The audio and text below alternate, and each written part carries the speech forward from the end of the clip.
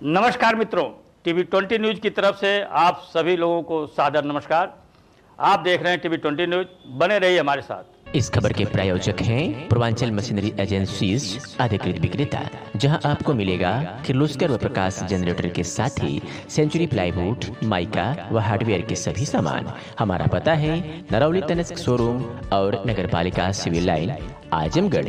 Mobile number है 9415 20 77 28, यानी 9415207728।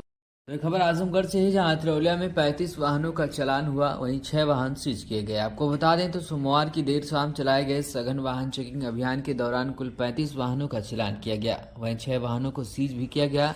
Police की इस कार्रवाई से पूरे क्षेत्र में वाहन चालकों में हड़कंप की स्थिति बनी रही।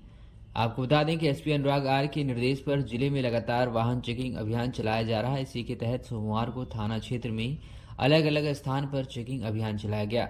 क्षेत्र में चिन्हित पटेल मोड़, मदियापार मोड़, केसरी सिंह चौक, छितौनी, लोहरा आदि स्थानों पर पुलिस टीम ने थाना प्रभारी सविंद्र राय के नेतृत्व में वाहनों की चेकिंग की। इस दौरान कुल सैकड़ों छोटे बड़े वाहनों की जांच की गई, जिसमें बिना नंबर प्लेट, बाइक पर 3 सवार, बिना हेलमेट, बिना सीट बेल्ट व यातायात नियमों की अनदेखी कर वाहन चला रहे 35 वाहनों का चालान काटा गया। इसके साथ ही पुलिस ने 6 वाहनों को सीज करने की भी कार्रवाई की है। इस दौरान सड़क सुरक्षा को लेकर वाहन चालकों को जागरूक भी किया गया। गाड़ी चलाते समय गाड़ी का कागज पास रखें, बिना हेलमेट गाड़ी न चलाएं, सीट बेल्ट का प्रयोग अवश्य करें और मादक पदार्थों का सेवन बिल्कुल भी न करें के सहित आदि निर्देश भी दिए गए। तो खबर आजमगढ़ से है, जहां खाना बनाते समय फटा गैस सिलेंडर, भीषण आग से गृहस्थी जलकर खाक हो गई। आपको बता दें कि थाना क्षेत्र के चतुरपुर खास गांव में शिव श्याम पुत्र नंदलाल राम के घर मड़ई में आज दोपहर 12 बजे खाना पकाते समय गैस सिलेंडर में रिसाव होने की वजह से गैस सिलेंडर में आग लग गई और विस्फोट होने के साथ ही पूरी मड़ई को आग ने अपनी लपटों में ले लिया। स्थानीय लोगों ने इसकी सूचना डायल 112 पुलिस को देते हुए स्वयं आग पर काबू पाने की कोशिश करने लगे। तब तक अगल बगल की 3 मड़ई को भीषण आग ने अपनी लपटों में ले लिया और देखते ही देखते पूरी गृहस्थी जलकर खाक हो गई। वहीं डायल 100 व 1056 के प्रभारी सुभाष गिरी मौके पर पहुंचकर स्थानीय लोगों की मदद से आग पर काबू पाए। जब तक आग पर काबू पाया जाता तब तक घर में रखा हुआ गेहूं, चावल, धान, आटा, कपड़े, चारपाई व गृहस्थी के सारे सामान जलकर खाक हो गए। किसी भी जान माल का नुकसान नहीं हुआ। मौके पर डायल 112 व स्थानीय लोगों ने भी आग बुझाने में जुट गए और किसी तरह आग पर नियंत्रण पाया। तब तक गरीब परिवार की पूरी गृहस्थी जलकर खाक हो चुकी थी और लोग चीख पुकार कर मचाते हुए रोने बिलखने लगे। दरवाजे पर बिखरा सारा सामान पूरी तरह से नष्ट हो चुका था। गृहिणी किस्मती ने बताया है कि दिन में बच्चों के लिए घर में गैस सिलेंडर पर खाना पका रही थी। किसी दौरान उसमें आग लग गई और गैस सिलेंडर बहुत तेज आवाज के साथ फटा, जिससे अगल बगल की 3 मड़ई में आग लग गई और सारा सामान जलकर खाक हो गया। ठंडी के मौसम में अब पीड़ित परिवार को रहने और खाने तक के सामान नहीं बचे हैं। मीडिया से बातचीत करते हुए क्या कुछ कहा है स्थानीय निवासी और पीड़ित ने, सुनिए। सुभाष निषाद, ग्राम चतुरपुर खास। क्या हुआ था बताओ। यहाँ ऐसा है ना, हमारे चाची पद में लगती है, वो खाना बना रहे थे, गैस सिलेंडर जो लीक हो गया। उसके बाद उन्होंने फूड की इतना तेज आवाज दिया ना, पूरा साला बम की तरह आग लग गई, पूरा जल रहा था। हमारे पूरा जल रहा था, आर पास में इतने घर नहीं तो फिर सब जल गए होते। हम लोग आए गांव से, आग को काबू किए, 2 इंजन चला के पाइप लगा के उसको बुताए। उसके बाद पुलिस वाले आए। हाँ जी, कितना नुकसान हुआ? अरे कम से कम करीब 1-1.5 लाख का इनका नुकसान हुआ है। अगर आग पे काबू नहीं पाया गया होता तो अरे तो बहुत नुकसान होता है, कम से कम 2-4-5 लाख का जाने भी चली जाती यार पास में सबकी। उसमें बच्चे सोए थे। हाँ सर, कैसे आग लगी थी? आग लगी थी, वही गैस सिलेंडर जो लीक कर गया था, वही बम की तरह दगा पूरा आग लग गई थी। भी आपका जलंधर कहाँ के निवासी हैं? चतुरपुर खास के। ये कैसे आग लगी थी, क्या लगी, इसके बारे में बताइए। सर ये मेरी चाची लगती हैं और ये खाना बना रही थी और उसके बाद शायद गैस लीक कर गया और लीक करने की वजह से गैस फट गया, उसकी वजह से आग लग गई थी और यहाँ जब लोग पहुँचे थे सब कुछ जल के ख़त्म हो चुका था लगभग। हाँ, लगभग आपके हिसाब से कितना नुकसान हुआ होगा? तो वही सर 1-1.5 लाख जो भी हो। किसी कोई जला, कोई सब नहीं सर, कोई जला नहीं है, कोई वो नहीं हुआ है, मतलब बस जैसा कभी आप बता रहे सिलेंडर पर ऊपर गया, सिलेंडर फट गया, इसके बारे में बताइए। सिलेंडर जब फटा तो यहाँ मैं था नहीं, लेकिन ये बताने वाले बता रहे थे कि मतलब ये जब फटा तो पूरा भर गया मड़ई। चाची क्या नाम है? किस्मती कहाँ घर है? चतुरपुर। क्या हुआ रहा? कैसे आग लगी बतावा? खाना बनाता आग लगल है। कैसे किससे आग लग गई? गैस से। गैस से। कितने बजे लगी आग लगी? 1 बजे। 1 बजे। तो क्या क्या जला, क्या क्या नुकसान हुआ बतावा? गेहूँ रहा, चाउर धान रहा है, तख्ता रहा, ओढ़ना बिछौना रहा है, कुल अपन जल गया। मोबाइल कपड़ा लत्ता कुल नहीं रहा है। कितने कमरे में, कितने घर में आग लगी? जितनी झोपड़ी में, मतलब कितने झोपड़ी में आग लगी? ये देखा ये मड़ई कुल है, अल्लाह कुल सब सामान। कोई आया था, कोई अधिकारी, कोई कर्मचारी आया? कैसे आग पे काबू पाएंगे आप लोग? गाँव क्या नाम है आपका? शिव श्याम, कहाँ के रहने वाले? चतुरपुर खास। कैसे आग लगी थी इसके बारे में बताइए। खाना बनावत रहने आग लग गल, साफ ओकरे बाद लीक करत रहा, वही से आग लग गल। क्या चीज लीक कर रहा था? गैस से लीक करे लगल साहब। उससे आग लग गई। आग लग गल साहब। कितना नुकसान हुआ है लगभग? साहब गेहूँ रहल है, गल्ला रहल, कुल जल गए। चाउर और सीधा किसान साहब, कपड़ा लत्ता, ओढ़ना बिस्तरा, रजाई रहल कुल जल गए। रजाई गद्दा सब, कतरी गुदरी साले सब कुल जल गए। बच्चे आपके कहाँ थे? कोई जला वाला ऐसा कोई कुछ? नहीं, बच्चा हमारे यहाँ सोल है ना, बाहर में रहने, उन्हें उठा ले लिए हैं। कितने बजे जली लगभग? कितने 1 बजे। 1 बजे। हाँ। आग तो कैसे काबू पाया गया? गांव वाले साहब जुटे हैं। हाँ। तो तब तक पूरा जल गया? हाँ, तब तक जल गया साहब, कुछ नहीं रह गया साहब। संदीप यादव, कहाँ के निवासी? चतुरपुर खास बसैया के निवासी हैं। आज आप यहाँ पे आए हैं, देखें घर में आग लगी, कैसे आग लगी है, कितना नुकसान हुआ इनका, ये बताइए। मैं तो यहाँ पे था नहीं, लेकिन मौके पे जब पहुँचा यहाँ पे आग लगी। यहाँ पे ये भाभी है, खाना बना रही थी, गैस लीक किया और ये समझ नहीं पाई और ये होनी होगी। कितना नुकसान हुआ होगा लगभग इनका? मेरे देखने के हिसाब से 1.5 से 2 के आसपास। तो अभी लेखपाल आए, आप लेखपाल से बात किए हैं? लेखपाल से बात किए हैं, लेखपाल बोले हैं कि 3 बजे आते हैं। पुलिस आई थी, गांव वाले की मदद से आग बुझाई गई है। तो आप लोग क्या मांग करेंगे? मुआवजे की मांग कितने, क्या करेंगे? सरकार से मांग करेंगे इनका आवास बनाया जाए, आर्थिक सहायता मिले। आजमगढ़ से जहां जिलाधिकारी विशाल भारद्वाज की अध्यक्षता में कलेक्ट्रेट सभागार में जिला पोषण समिति की बैठक आयोजित की गई। आपको बता दें, जिला कार्यक्रम अधिकारी श्री हेमंत सिंह ने जिलाधिकारी को विभाग द्वारा संचालित की जा रही योजनाओं एवं निर्माण कार्यों की विस्तृत जानकारी से अवगत कराया। वहीं जिलाधिकारी ने निर्माण कार्यों की समीक्षा करते हुए पुराने स्वीकृत कार्य जो कि प्रारंभ नहीं हुए हैं उनके लिए तत्काल रिवाइज एस्टीमेट बनाकर शासन को प्रेषित किया जाए। उन्होंने कहा कि जो निर्माण कार्य प्रारंभ है उन्हें निर्धारित समय में पूर्ण करना सुनिश्चित करें। वहीं जिलाधिकारी ने कहा कि विभाग में सीडीपीओ के खाली पदों पर वरिष्ठतम मुख्य सेविका को तैनात कर कार्यों को सुचारू रूप से संपन्न कराना सुनिश्चित किया जाए। उन्होंने कहा कि बच्चों को पोषण आहार लक्ष्य के सापेक्ष 100% वितरण कराना सुनिश्चित करें। उन्होंने कहा कि आंगनबाड़ी केंद्रों पर बच्चों के भोजन हेतु कटोरी, चम्मच एवं प्लेट आदि खंड विकास अधिकारी के माध्यम से पंचायत निधि से खरीदना सुनिश्चित करें। उन्होंने कहा कि सभी सीडीपीओ सक्रिय होकर आंगनबाड़ी केंद्रों पर कोठेदार से चावल गेहूं आपूर्ति, ग्राम प्रधानों तथा एडीओ पंचायत से समन्वय स्थापित सुनिश्चित करें। वहीं उन्होंने कहा कि ग्रामीण क्षेत्रों में पंचायत एवं शहरी क्षेत्र में अधिशासी अधिकारी से खरीदारी सुनिश्चित करें। इसके साथ ही जिलाधिकारी ने प्रधानमंत्री जन विकास लर्निंग लैब एवं अन्य विभाग की योजनाओं की समीक्षा कर विभागीय अधिकारियों को आवश्यक दिशा निर्देश भी दिए। बैठक में जिला विकास अधिकारी संजय कुमार सिंह, जिला कार्यक्रम अधिकारी हेमंत सिंह, परियोजना निदेशक, जिला पूर्ति अधिकारी, स्वास्थ्य विभाग, अल्पसंख्यक विभाग एवं अन्य संबंधित अधिकारी उपस्थित रहे। खबर आजमगढ़ से है, जहां जिलाधिकारी, जिला निर्वाचन अधिकारी के दिशा निर्देशन एवं प्रधानाचार्य सावित्रीबाई फूले राजकीय पॉलिटेक्निक आजमगढ़ के मार्गदर्शन में संस्था के छात्र छात्राओं के मध्य आगामी लोकसभा 2024 निर्वाचन के तहत भारत निर्वाचन आयोग द्वारा विशेष संक्षिप्त पुनरीक्षण कार्यक्रम 2024 27 अक्टूबर 2023 से दिनांक 9 दिसंबर 2023 तक आयोजन कराया जा रहा है। प्रधानाचार्य द्वारा उक्त के संबंध में एक लेटरली इलेक्ट्रोल क्लब श्रुति सिंह अध्यक्ष, संतोष कुमार, कुलभूषण सिंह भारतीय सदस्य नामक एक कमेटी गठित कर मतदाता जागरूकता कार्यक्रम का आयोजन किया जाएगा। जिसमें state level master training engineer Kulbhushan Singh द्वारा यह बताया गया है कि छात्र छात्राएं 1 जनवरी 2024 को 18 वर्ष की उम्र पूर्ण कर रहे हैं। वे भारत निर्वाचन आयोग की वेबसाइट पर जाकर अथवा QR कोड के माध्यम से नए मतदाताओं के पंजीकरण हेतु फॉर्म 6 इत्यादि के लिए आवेदन कर सकते हैं।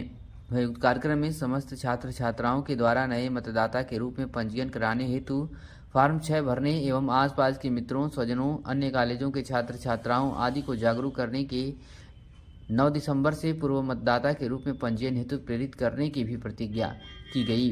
इस अवसर पर संस्था के समस्त स्टाफ मौजूद रहे।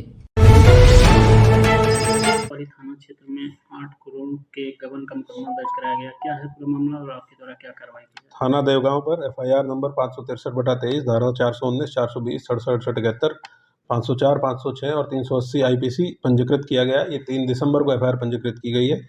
इसमें प्रमुख रूप से हबीबुर रहमान जो प्रधानाध्यापक था एक कॉलेज का, जो मदरसा जामिया फैज़ आम के नाम से संचालित किया जा रहा था, इसके द्वारा विद्यालय और उसके भवन को अपना दिखा के करोड़ों का गबन करने का आरोप लगाया गया है। 8 करोड़ की धनराशि के गबन करने का आरोप लगाया गया है।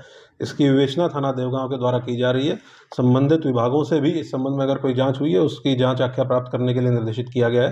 प्रॉपर साक्ष्य संकलन करते हुए जो भी लोग इसमें दोषी हैं, 6 लोगों के विरुद्ध अभी FIR पंजीकृत की गई है। जो भी लोग दोषी हैं उनकी गिरफ्तारी और उनके विरुद्ध गैंगस्टर एक्ट के अंतर्गत कार्रवाई सुनिश्चित की जाएगी। आजमगढ़ से है, जहां SP अनुराग आर्य के निर्देश पर थाना तहबरपुर पुलिस को बड़ी सफलता हाथ लगी है, जहां शादी का झांसा देकर दुष्कर्म करने वाले को पुलिस ने गिरफ्तार कर लिया है। आपको बता दें, थाना तहबरपुर जनपद आजमगढ़ में थाना स्थानीय पर सूचना दिया था कि नीलेश चौहान उर्फ गुड्डू चौहान पुत्र वीरेंद्र चौहान ग्राम बसही बंदेदासपुर थाना तहबरपुर आजमगढ़ ने शादी का झांसा देकर 4 वर्षों से मेरा शारीरिक शोषण किया था।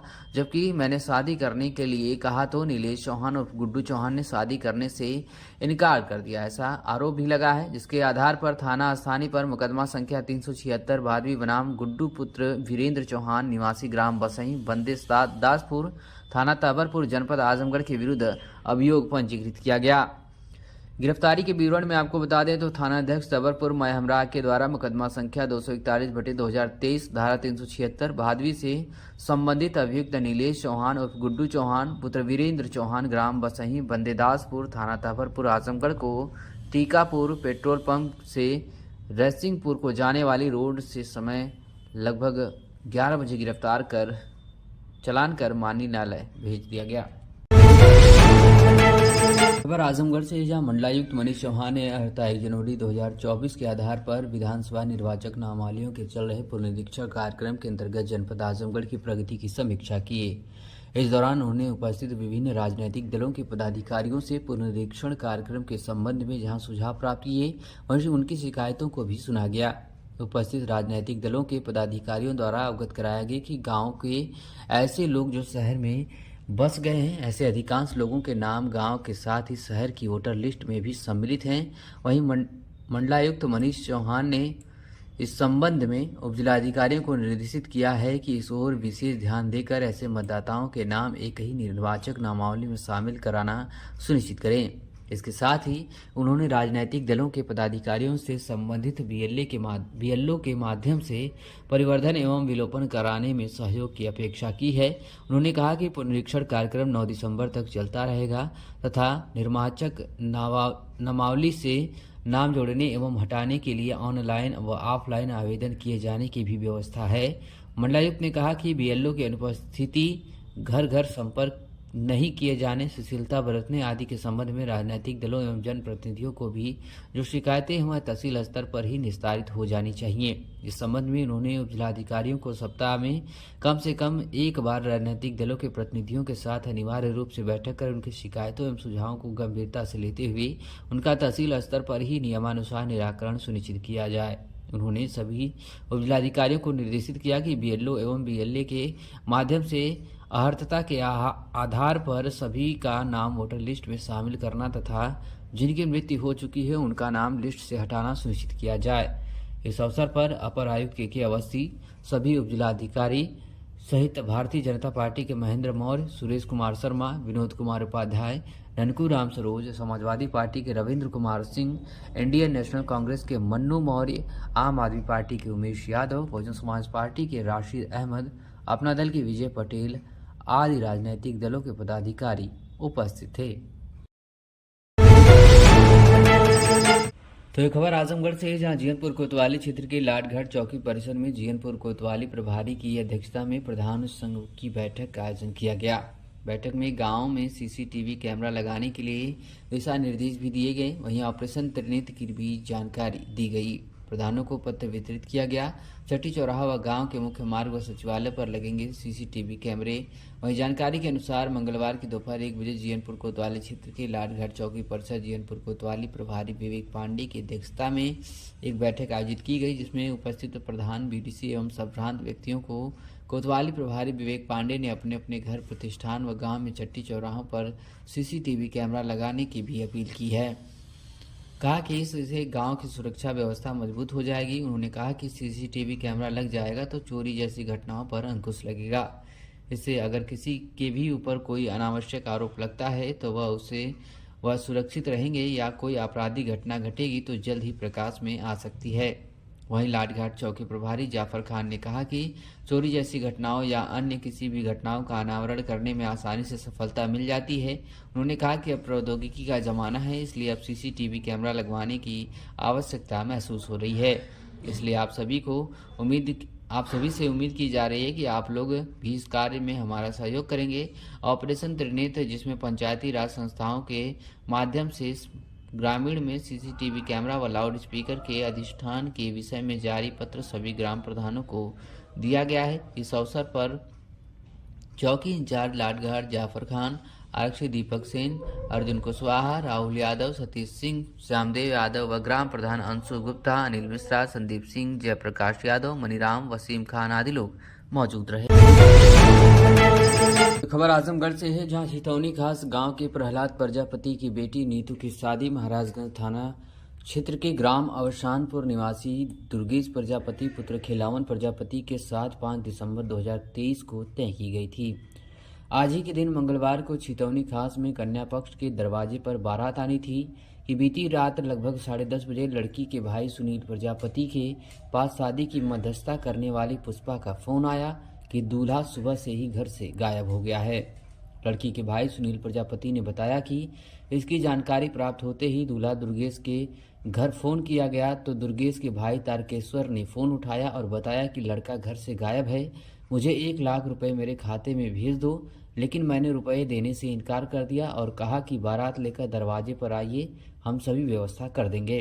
किंतु तारकेश्वर ने उस समय मेरा फ़ोन काट दिया। लड़की के भाई सुनील प्रजापति ने बताया है कि घर पर हम लोगों ने शादी की पूरी तैयारी कर ली थी। लगभग 1 वर्ष पहले ही 5 तारीख 2022 को लड़की के साथ बरच्छा और सगाई का कार्यक्रम भी लगभग 2 लाख रुपए का खर्चा के साथ हुआ था। वहीं आज बारात के लिए भी सारी तैयारियां पूरी कर ली गई थी।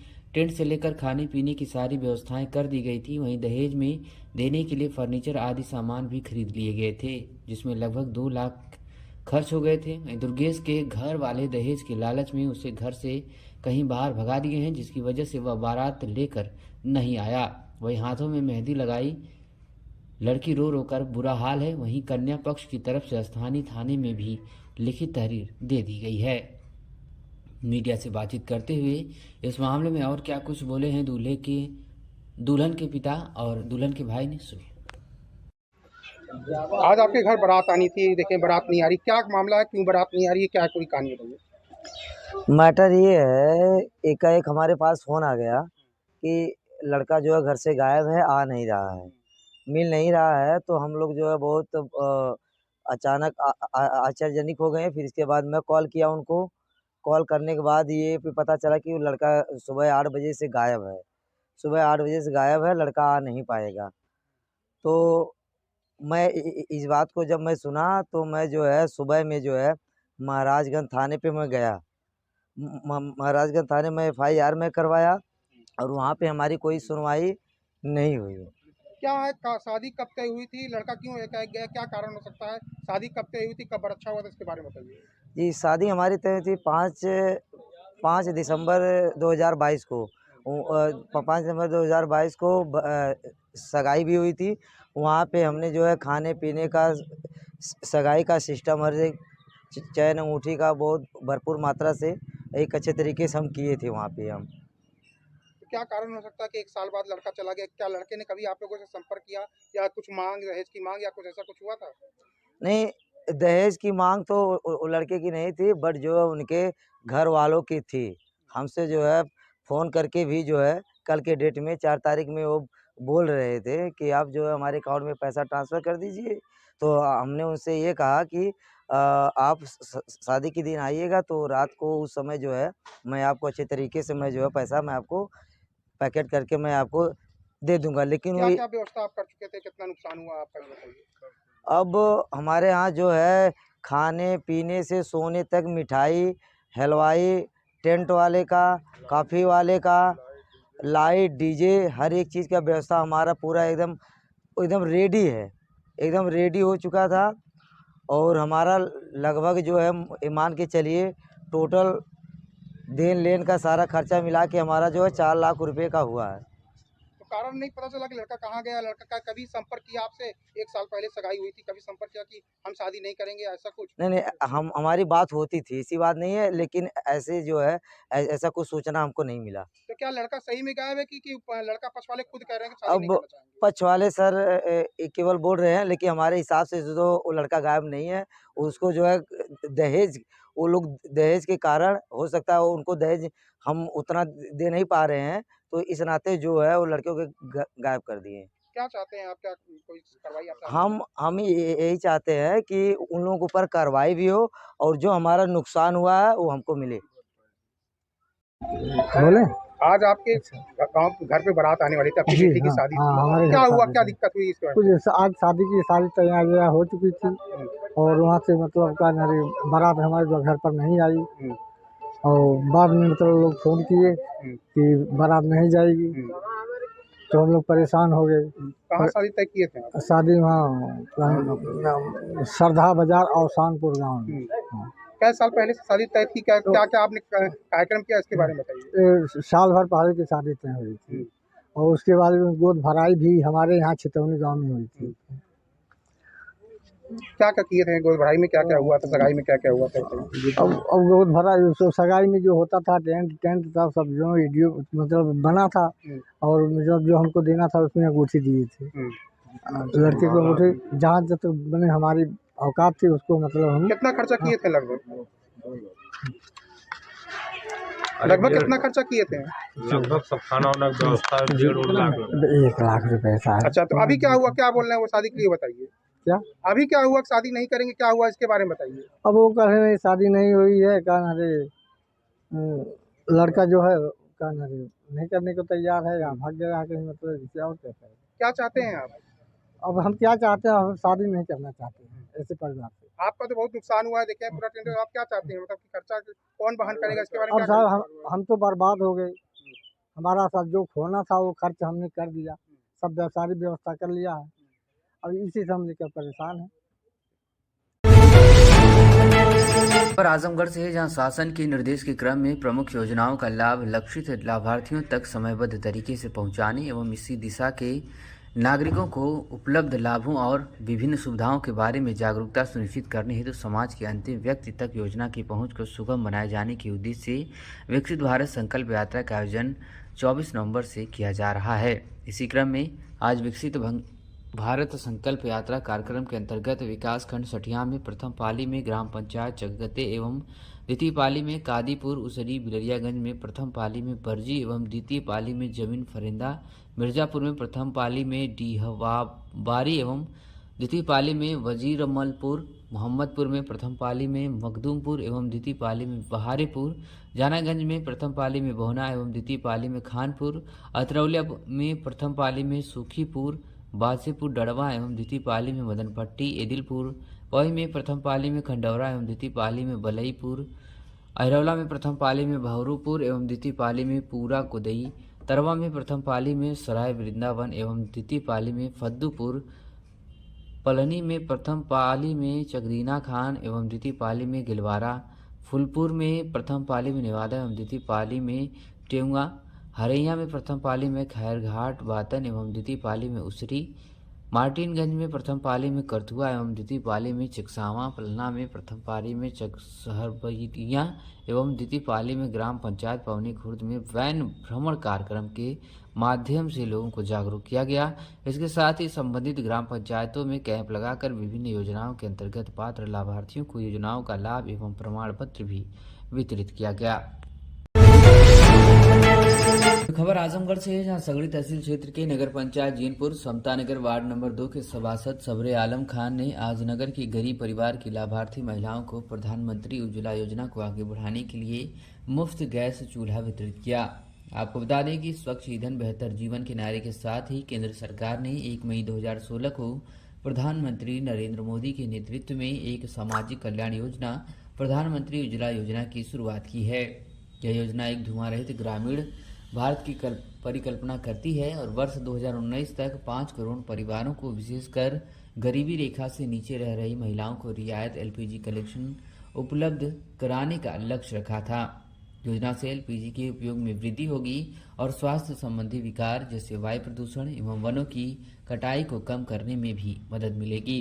इस मौके पर सभासद सबरे आलम खान ने बताया कि मैं एक बीजेपी कार्यकर्ता हूं और नगर पंचायत जीनपुर से सभासद हूं। प्रधानमंत्री की सफल योजना को आगे बढ़ाने के लिए लाभार्थी महिलाओं को मुफ्त गैस चूल्हा दिया गया है, जिससे उनके जीवन में बदलाव आएगा। आगे भी उन्हें मदद करने की बात कही है। इस दौरान लाभार्थियों में मुख्य रूप से विफाई देवी, निबू सोनकर, सुरेश सोनम, मिस्टर अहमद, अनीता यादव, संतोष कुमार, रेशमा खातून आदि लोग मौजूद रहे। परिचय। मेरा नाम सबरे आलम खान, मैं वार्ड नंबर 2 समता नगर से वर्तमान सभासद हूँ बीजेपी पार्टी से। अच्छा, ये किस तरह का आपने गैस वितरण किया है लोगों में? ये मोदी जी की, हमारे माननीय श्री प्रधानमंत्री नरेंद्र मोदी जी की योजना थी, उनको बांटना था, हम बांट दिए घर घर। अच्छा, कितने लोगों को लगभग आपने बांटा है? अब तक मैं 10-15 लोगों को दे चुका हूँ। अच्छा, क्या लोगों को कहेंगे इससे? इन लोग पर आजमगढ़ से है, जहां मतदाता सूची में नाम को लेकर दावे आपत्ति के संबंध में एसडीएम की अध्यक्षता में सदर तहसील सभागार में सुपरवाइजर की बैठक की गई। आपको बता दें, चुनाव आयोग के निर्देश पर मतदाता सूची में नाम बढ़ाने व अपमार्जन को लेकर पिछले दिनों लगातार प्रशासन की तरफ से अभियान चलाया गया था। इसी क्रम में युवा मतदाताओं का नाम मतदाता सूची में बढ़ाने को लेकर तमाम अभियान चलाया गया था और सभी बूथों पर बीएलओ को इस संबंध में जिम्मेदारी भी सौंपी गई थी। इसी क्रम में मंगलवार को सदर तहसील सभागार में एसडीएम सदर ज्ञानचंद गुप्ता की अध्यक्षता में सुपरवाइजर की समीक्षा बैठक आयोजित की गई थी। इस दौरान भी जो भी बीएलओ की तरफ से फॉर्म भरे गए थे उनको कलेक्ट करने और उनको डाटा की कंप्यूटर फीडिंग करने के लिए दिशा निर्देश भी दिया गया था। इस अवसर पर एसडीएम सदर ने बताया कि घर घर जाकर बीएलओ ने तमाम दावे आपत्ति को दर्ज किया है और फॉर्म भी भरवाया है। सुपरवाइजर कल तक इन फॉर्म का एकत्रीकरण कर लेंगे। इसके बाद 9 दिसंबर तक कंप्यूटर पर सभी डाटा की फीडिंग होगी। इसके बाद 1 हफ्ता तक नाम को एक्सेप्ट या रिजेक्ट करने या कार्य किया जाएगा। कहा कि आजमगढ़ सदर विधानसभा में 398 व मुबारकपुर 353 बूथ हैं, इतने ही बीएलओ हैं और प्रत्येक 10 बीएलओ पर 1 सुपरवाइजर हैं। सुनते हैं कि एसडीएम सदर ने इस मामले में और क्या कुछ जानकारी दी है। हाँ, सरकार की मंशा है कि मतदाताओं का नाम बढ़ाया जाए। इस तरह से प्रशासन लगी है कि आगे काम चल रहा है?